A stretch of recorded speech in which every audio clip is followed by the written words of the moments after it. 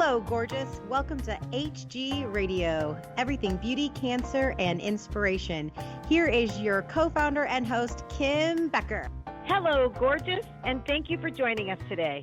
I'm your host, Kim Becker, and this is Hello, Gorgeous, everything beauty, cancer, and inspiration on Society Bites Radio, social interaction for the mind and soul. And my guest today is Becky Kuehn. Becky is a master esthetician and cosmetologist, founder of Oncology Spa Solutions, and the author of Life-Changing Esthetics. Her journey started at age 18 when she was diagnosed with cancer. As a cancer survivor over 3 decades, she's made it her mission to discover and develop ways to turn around the devastating side effects of cancer treatments and return quality of life to those in need. Hi, Becky, and welcome to the show. Hello, Kim, and thank you so much. I'm happy to be here. Oh my gosh, I can't tell you how grateful I was. I think it was Geraldine that actually made the introduction. And so as I was looking at your bio and at your website, the importance of what you do is amazing because we have found that people are not trained through beauty school the considerations that you need to have for a woman battling cancer when she steps into your salon. That's and so I'm so excited that, that your life journey, and so you tell the story. I want to know a little bit more about your cancer journey before we delve into your professional journey. So at 18, you were diagnosed with cancer. What type of cancer? How did they find it? Because that's not typical. Correct. Well, I was a year out of high school and planning a wedding. And I started having a period that lasted for 2.5 months. And at the time, I didn't have a gynecologist. You went to your regular doctor. And I went to my doctor and said, what's going on? And basically they said, oh, it's probably just stress. So I said, okay, planning a wedding, I suppose that would probably be part of it. So I went on to get married. And on my honeymoon, I ended up in the hospital. Hemorrhaging and bleeding. And they did whatever they do there to take specimens. And it wasn't until I got back home about 3 weeks later, I get a phone call from a doctor who tells me that I have a very rare form of uterine cancer. And he quite doesn't know what to do. So he's going to send me down to the Swedish Tumor Institute in Seattle. So you can imagine, I have never forgotten that phone call. Being at home, getting that kind of news on the phone, I was in total shock. You have your whole life ahead of you, and now you just heard the C word. Not a fun thing to hear. No. And here you're 18, like you said, you've got your whole life ahead of you. You're like still in the honeymoon phase of your marriage. So this should be the time where you're staying up late and going to bed late and going out for breakfast early mornings. And now you have to deal with this. Correct. Yeah, it kind of changed the whole forecast of the future. So then, going down to the Tumor Institute and being told again that this was such a rare form of uterine cancer that what he said was there was only one other person that he knew of with this type of cancer, and they were 42. So they said, we don't really know how to treat this, but we're going to, he didn't say he's going to wing it, but we're going to try a few things and we'll see what happens. And I'm just going to say, I've always said this, God intervened because he had a different plan for me, because the doctor at the time said, you will probably lose all your girly parts. You'll probably be on chemo for a very long time, but bottom line is you won't have any children. And I didn't want that to be my future because my whole life I couldn't wait to be a mom. So I just, really prayed about that and said, God, if this is your plan, I know that you'll, get me where you need me to be, but I'd really like to have kids. So I'm asking you to heal me completely. And he did. So I went through 1 round of chemo, and I did that because the doctor begged me.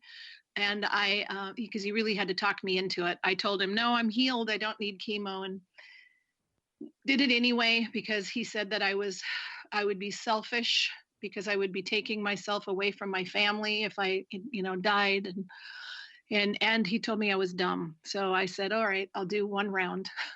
And it kind of got me into understanding why, and I still hear this today. So that was 40 years ago, but I still hear people today say they do the treatment, they do the chemo or whatever when they did not want to because they either were made to feel like they didn't know what they were doing or somebody else in their circle pressured them to do it. Mm-hmm. Mm-hmm. And so that happens. And I'm sure you've heard that story before too. I have heard that too. Yes. So you went through one round of chemo and that was it. Yep. That was my deal. I told him I would do one. He really wanted me to do more, and I think he thought he could talk me into more. But I ended up going back to the same doctor who had done a diagnostic DNC before the treatment, before the healing, and then afterwards as well. And it's completely gone. So I am cancer-free and have been for 41 years. Oh my gosh, what an amazing story. I had 3 kids. Yay, that's awesome. Oh my gosh. And science can't explain why the cancer is not there anymore. Correct. The doctor who did the second diagnostic said, all I can say is I saw what I saw and it's not there.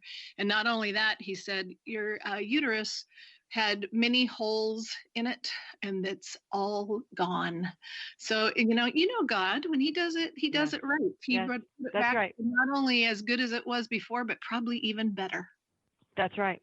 And you've done exactly what he wanted you to do too, which is you've taken that healing and you've used it to spread the word, because you couldn't have done that. I always say that to God be the glory when something like that happens, right? Because there's no way that you could have done it on your own. It had to have been divine intervention. You could not have healed that from the inside out on your own. That is phenomenal. What a testimony. Yes, that's awesome.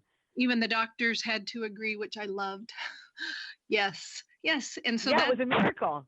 That's my story. And I knew that God had a plan for me. And I knew that there was going to be a way that I was going to take not only the sharing of the healing and that, God is a God of healing, but that I would also be able to, turn this into the help that people need when they're going through cancer treatment. And, here's an interesting thing is, back then, so I only had one round of chemo. My hair came out in clumps.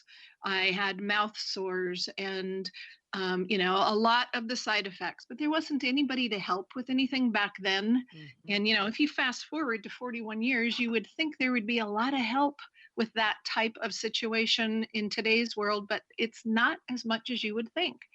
Mm-hmm. So it's like, okay, there's a gap there. So who can step in and help when someone's going through this to help with the comfort and the care and, the things aesthetically that matter. We know that the doctor is concerned about curing the cancer and taking care of the patient on that level, and that's great, and that's what we want them to do.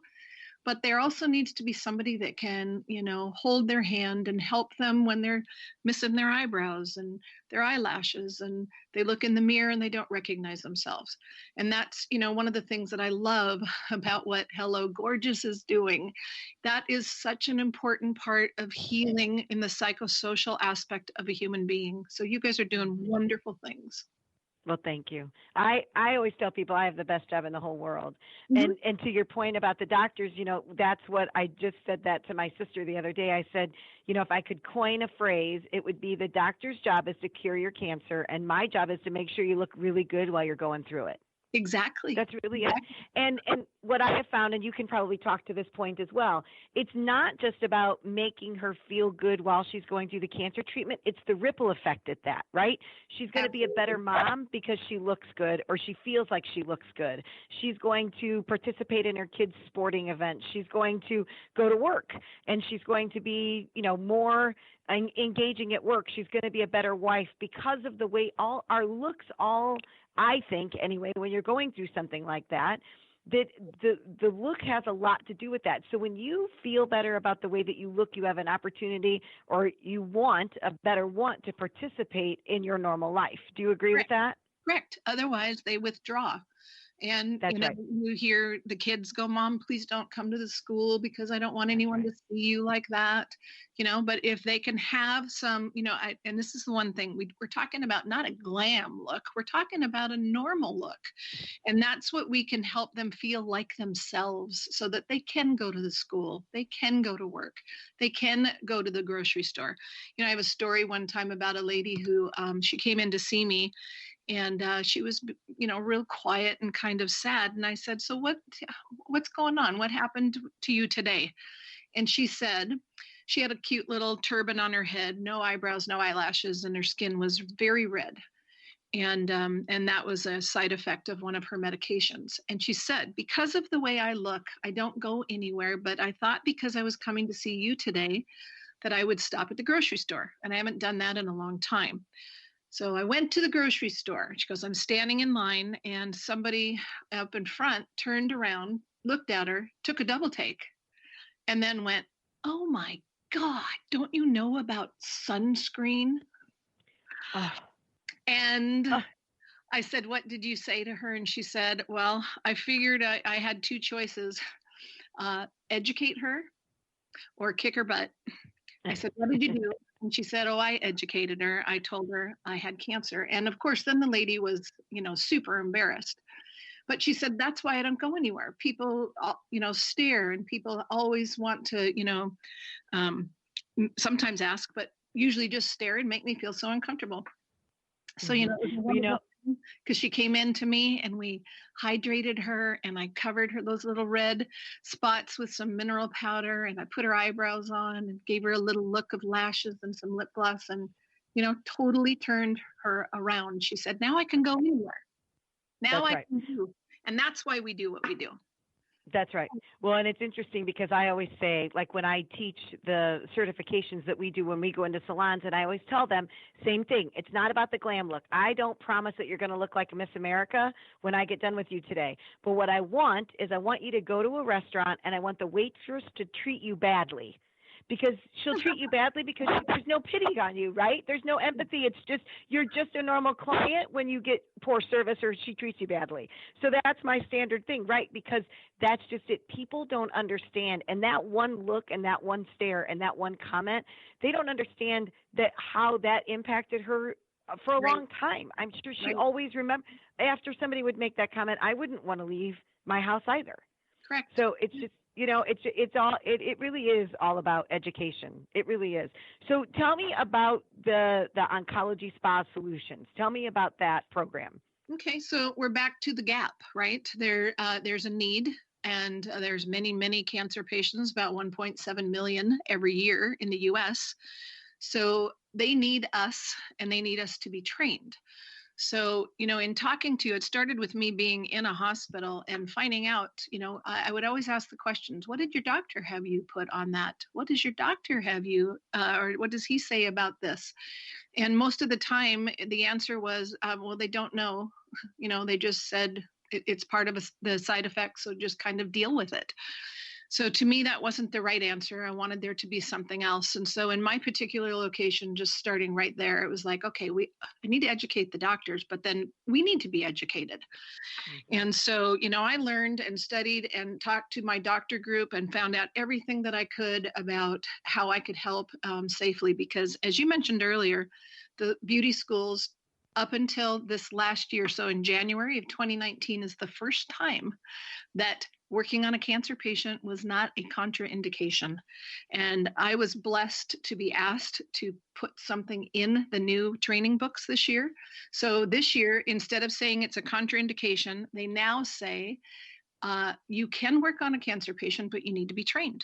So I put together a training program, wrote a whole program, which I call Life-Changing Aesthetics, because it's not only life-changing for the person that you're working with, but it's also life-changing for the spa professional.